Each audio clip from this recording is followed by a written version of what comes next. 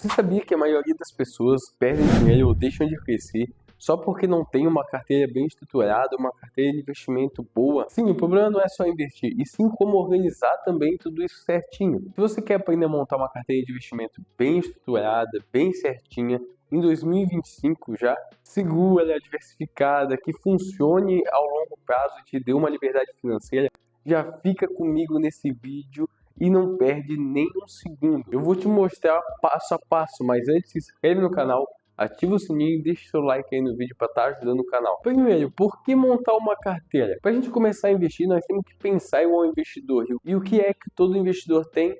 Tem uma carteira de investimento. E nada mais é um conjunto de ativos onde o seu dinheiro está aplicado. Ter uma carteira bem montada te ajuda a conter o risco, aproveitar as oportunidades e estar crescendo com consistência. Se você acabar não organizando isso aí e acabar colocando tudo no mesmo lugar e qualquer tombozinho da bolsa, você já vai estar ferrado. E para a gente começar a montar essa carteira, a gente tem que começar a pensar para onde você quer ir. Não é simplesmente a gente fazer um padrão e achar que tá bom. Não, a gente vai dar um padrão hoje, mas a gente tem que pensar aonde você quer ir, né? E no vídeo de hoje eu vou mostrar também a minha carteira no final do vídeo e como está estruturada, mas antes a gente vai aprender como montar a carteira. Segundo, defina seus objetivos. Não tem como a gente montar uma carteira sem você saber para onde você vai ou ter definido aonde você quer aplicar seu dinheiro e por que naquele certo lugar. Então comece a se perguntar, para que eu vou investir esse dinheiro? Aposentadoria, comprar um carro, comprar um terreno, se proteger da inflação ou apenas ficar rico com o tempo. Cada objetivo vai mostrar quanto tempo você tem para cada coisa e quanto risco você pode estar correndo sobre aquele investimento. Então, se você quer um carro ano que vem, você vai comprar um carro que vem, não tem como ter mais risco agora, porque é curto prazo.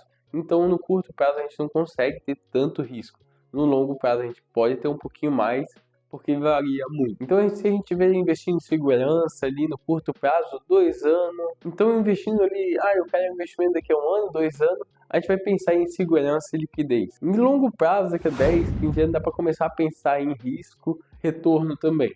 Então, escreva ali no seu caderninho algum objetivo que você quer, não deixe de pensar e anotar quais são os seus objetivos. Isso te dará foco e clareza onde você vai estar investindo o seu dinheiro. Então a gente já sabe o porquê. Agora a gente tem que ir para como está investindo. Terceiro, agora a gente tem que pensar quais são as peças do jogo. Aonde eu vou investir? Então, para estar começando a investir, você tem que conhecer as peças do jogo que você tem. Os principais ativos são, primeiro, ação. Você vira pequeno sócio de uma empresa, tem mais retorno sobre esse investimento, mas tem mais risco também. É o ideal para um longo prazo.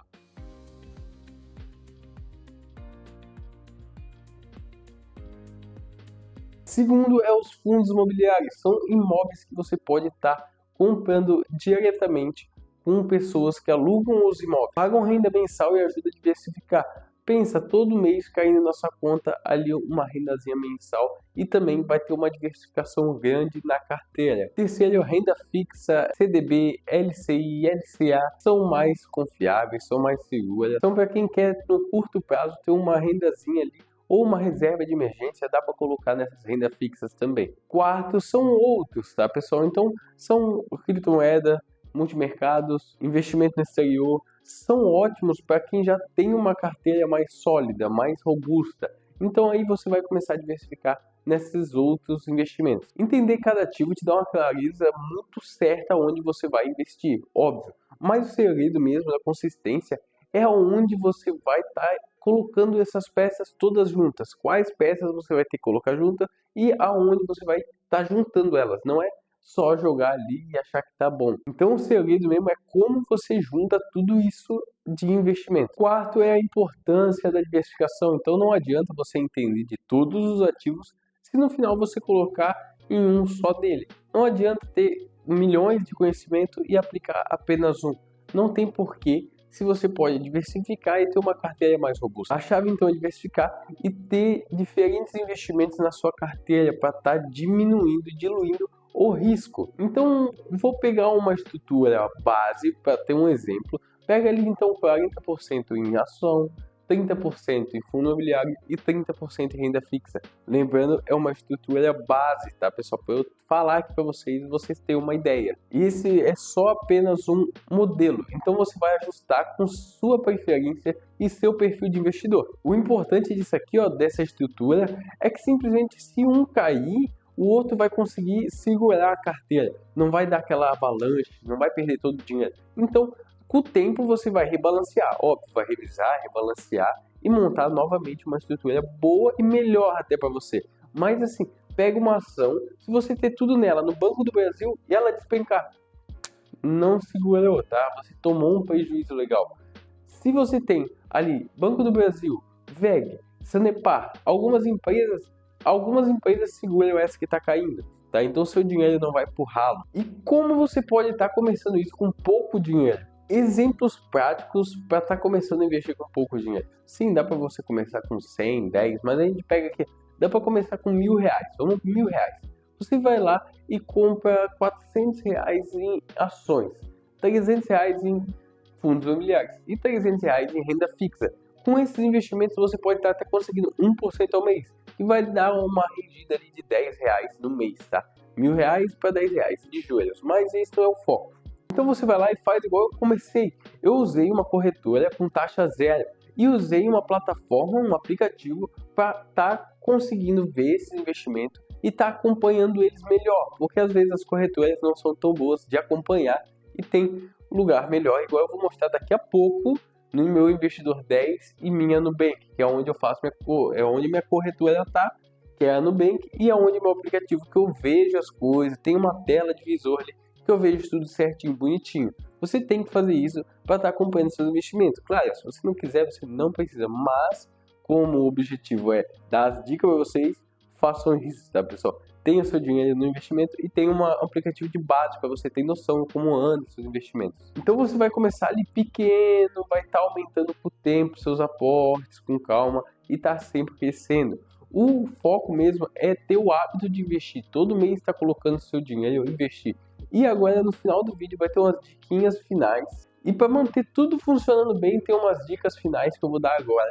Antes de nós ir para a tela do meu computador, ver como anda minha carteira e como eu montei a minha carteira hoje. Então, 5 dicas para você manter sua carteira saudável. Primeiro, tenha paciência. Segundo, primeiro, tenha paciência. É muito importante para quem está investindo ao longo prazo não se assustar com riscos, não se assustar com besteira. Segundo, é investir todos os meses, mesmo com pouco dinheiro.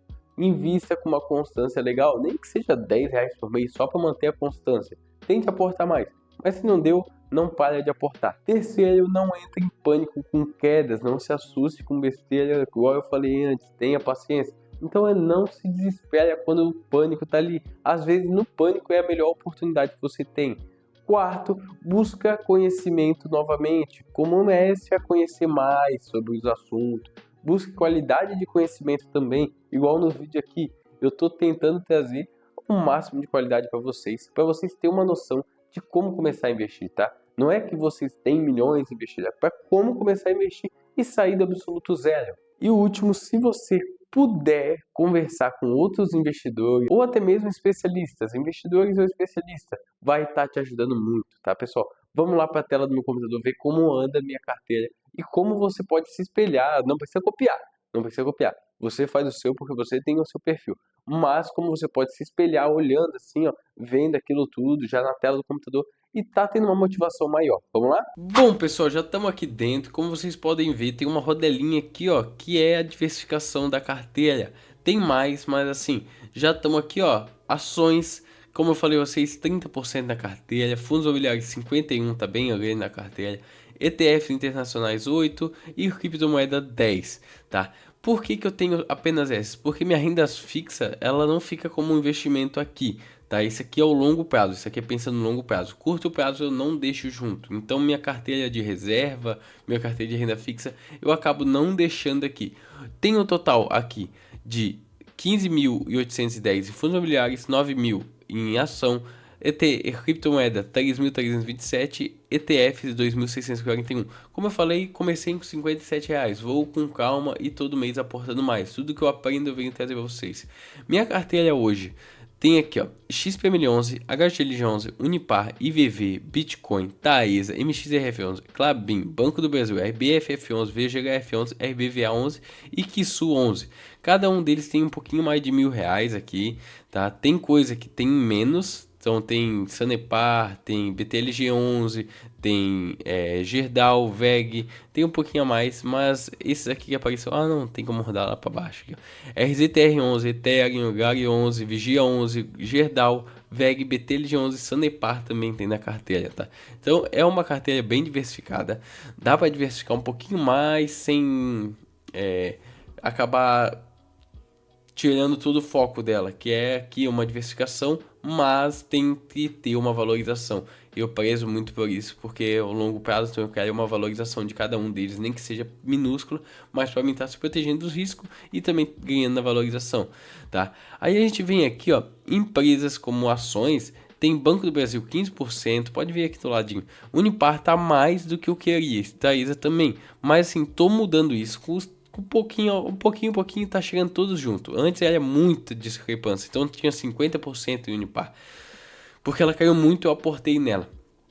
Unipar, R$ 2.810, 31%. Taesa, 22%. Klabin, 15%. Banco do Brasil, 15%. Gerdau, 7%. VEG, vou aumentar mais minha participação na VEG, 5%. Sanepar, 2,8%. Por tipo, aí a gente olha aqui, a gente dividiu em 4 tipos: materiais básicos, utilidade públicas, financeiro e bens industriais. Vai aumentar também, com calma, mas vai aumentar, tá? Tem aqui alguns diversos, aqui a gente diversifica mais ainda daí. Químicos e diversos, energia elétrica, papel e celulose, bancos, siderúrgica, motores, compressores e outros. Esse aqui a gente tá meio ferradinho com essa taxação do Trump, mas assim, sem problema nenhum, pensando no longo prazo também. Água e saneamento. Igual eu falei agora do Trump, por causa que é a VEG aqui, pessoal. Se a gente pega esse negócio da VEG, a gente olha assim, nossa, cara, no curto prazo a gente vai perder, então eu vou tirar todo o meu dinheiro. Cara, mas a gente tem que pensar no longo prazo. Tem R$ 516 só. Pra que eu vou tirar, mexer, tomar essa desvalorização por causa de R$ 516? No longo prazo eu posso estar ganhando muito mais que R$ 516, tá? Tem pouco, eu sei, mas eu tô ali lutando para estar investindo mais. Investindo mais eu vou conseguir mais diversificação. Isso não vai estar impactando tanto no meu investimento por causa disso. Aí a gente vem agora para fundos imobiliários, para a gente ver a diversificação, como funciona. Fundo imobiliário tem aqui, ó.